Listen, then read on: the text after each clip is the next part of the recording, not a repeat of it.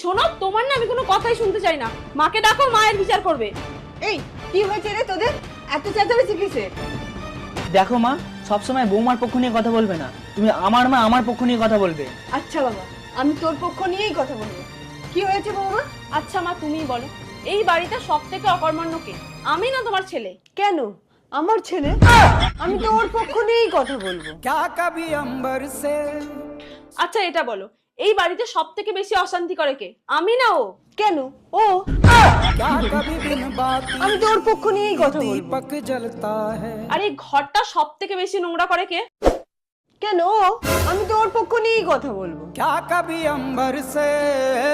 তাহলে এই ঘর থেকে বেরিয়ে যাবে কে?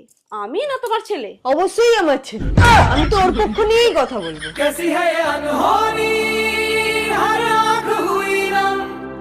छोड़ गया जो दूर